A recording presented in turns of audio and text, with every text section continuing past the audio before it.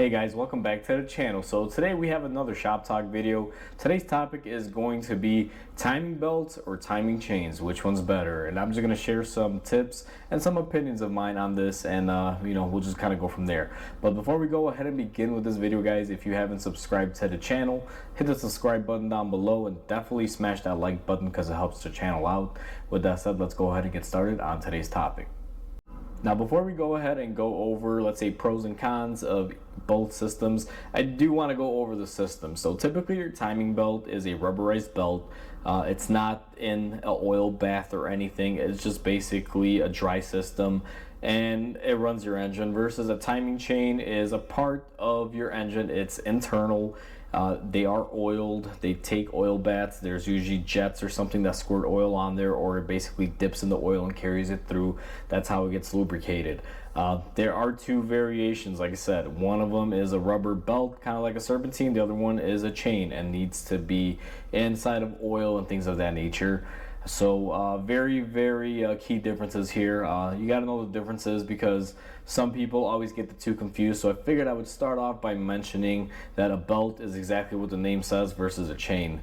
And again, most belts are dry systems. There are a few exceptions that I'll kind of take a little note, take some time and explain to you something, because there is a thing as a wet timing belt too, believe it or not.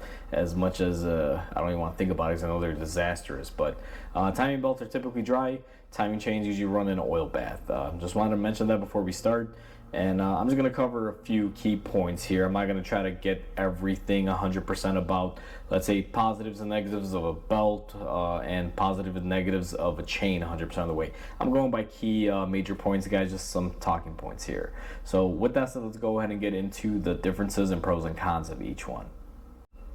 So on this topic, guys, it's just gonna basically be me brushing over a few things that I have basically seen throughout my career and things of that nature, and some things that I've learned. Now, overall, timing belts or chains, to me, they're pretty much the same. At the end of the day, they'll both get you if they wind up failing, and they both will cost you a bunch of money if that were to happen as well. So it's not really a matter of which one's better or which one's worse. It's all basically dependent on basically what kind of motor you have and what kind of setup you're using. So to give you guys a good idea, let's start off with the timing belts. Now, timing belts, typically you got to replace them every few years, or around, let's say, 100,000 miles, somewhere around there. Now, different manufacturers have different standards, but me growing up, when I got my first car and everything, I had Hondas. They all had timing belts. I got really good at doing them, and a timing belt setup is fairly inexpensive. It's quick and it's easy to get to if you ever need to service it, because typically you remove a couple covers, maybe hoist up the engine, and you got access to everything. So timing belts are relatively easy to do, at least for the easy ones. Now, there are a few that are just insanely difficult. I could name, like Ferraris and things like that, but that's not really a car that most people are going to be driving down the road every day. But for the most part, timing belts, in my eyes, have a, I guess you can say, easier way to service them. As far as longevity, they don't really last the longest out of the bunch, because they have set intervals.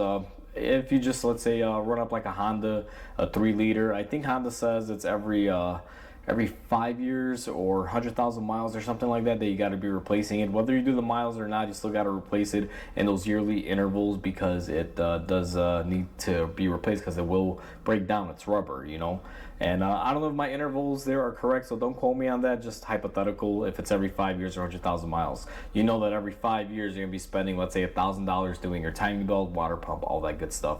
Because once you're in there, you might as well replace everything.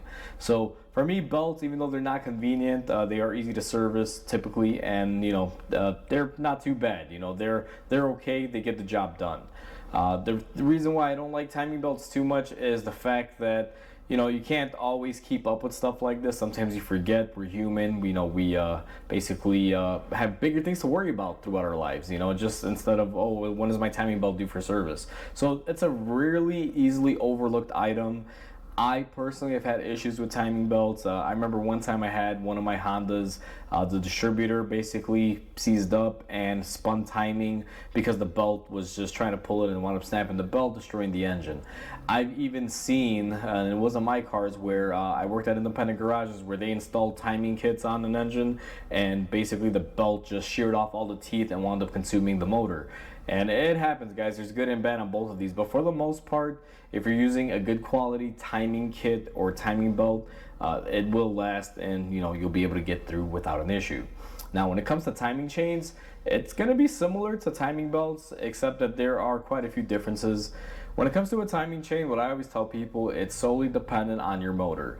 There are some motors that are just known to have timing chain issues, and it's not always a fault of maintenance. I've always heard people say that, well, the timing chains went bad because you didn't maintain the engine, you didn't change the oil on time, or this or that. It's not always the case. I know that's what most people believe, because that's the most apparent thing out there that people say. Very common when you have a stretched timing belt or an issue with one, well, you didn't maintain it, that's why it failed. But there are some inherent flaws to some engines and some chains that just, they always go out no matter how good you service your engine or keep up with it. Now, a couple things that I really, I guess you can say, dislike about a timing chain. We're going to start off with the dislikes about this because there's more to this than likes. But the dislikes are, if you have to service it, it's usually a pain. Front covers have to come off, oil pans, I mean, there's a whole thing. You have to replace the chain. Sometimes there's more than one chain. You may need some sort of locker tool or something to lock your engine into position. There's a lot of things that pretty much can happen with them. Plus, the biggest thing that I guess you can say dislike about timing chains is, let's say you have to do something with, let's say your camshaft. On a timing belt, it's relatively easy to dislocate it and get your timing belt off to service, let's say, the camshaft or the head or whatever. Whereas on timing chains, you can't really do that most of the time. You have to physically rip everything apart, get the timing chain out of there to be able to service, let's say, a camshaft or a cam or whatever it is that you're going to be replacing. So there are drawbacks to them when it comes to that. It's not as easy as a timing belt. Now, there are positives about it too, guys. If you have a good engine that runs correctly and doesn't have issues and you're taking care of it, I mean, there's many forms of this. There's Lexuses, Nissans, and all these other cars that use timing chains that don't have failures. As long as you maintain the oil levels and the clarity and cleanliness of the oil, and you're doing your services on time, they're usually pretty good about it. So what I always like to tell people is that if you have an engine that has a timing chain and it is a good engine and the setup of the timing chains is done in a good way from the manufacturer, you don't really have anything to worry about as long as you maintain your oils. Now, there is always failure points, like the guides could break, tensioners could fail. I'll give you the best example. Nissan makes a pretty good timing setup, but their tensioners fail, and sometimes you got to rip it apart to get in there and fix it. And those are issues that can happen on both belts and chains. Again, there's no real clear winner here. I personally prefer chains because if you pick a good engine setup, it will last you for it, but eventually when you do have to service them, it can be a pain. And I'm never going to say that a timing chain is ever non-serviceable, because sometimes you'll have to go in there and service it. They are tear components, and eventually something will go out. It doesn't matter whether you drive a belt or a chain. But the chains, to me, are a little bit longer lasting. At least there's no 5-year interval. There's some chain engines out there that pretty much run the chain for, let's say 10, 15 years and not have an issue, versus a timing belt every 5 years. So let's say in 15 years you replace the chain one time, it costs you, let's say, $2,000 versus replacing your timing belt at, let's say, $1,000 a pop every 5 years. That's $3,000 versus, a couple grand. And then at the end of the day, it's still fairly close, just a matter of what you prefer and what your preference is. But either way, going with the times, most belts are basically going away. They're kind of a dinosaur at this point. Chains are becoming the more widely used thing nowadays. And it's just the way that the world is going, the way automotive is going. So there aren't as many timing belt engines as they're used to. Eventually we're all going to have chains, and it'll solely be dependent on the manufacturer on whether the chain setup is a good one or a horrible design. Now that we talked about chains and belts, in the beginning of the video when I was kind of going over the overview of them, I did mention that there is a belt out there that is a wet belt. Now this is very, very rarely used. I don't see it in a lot of engines, but the newest engine that runs a wet timing belt is I believe a Ford 1.3 liter EcoBoost. It's a little 3-cylinder if I'm not mistaken. I believe they run wet timing belts, and I can't even begin on the disastrous points of this. They're horrible, guys. I have never seen a wet timing belt that ever did its job right without failing, creating an issue. You're taking a rubber belt and engulfing it with oil. I don't see what good can come of that. Now, there is a channel on YouTube, I Do Cars.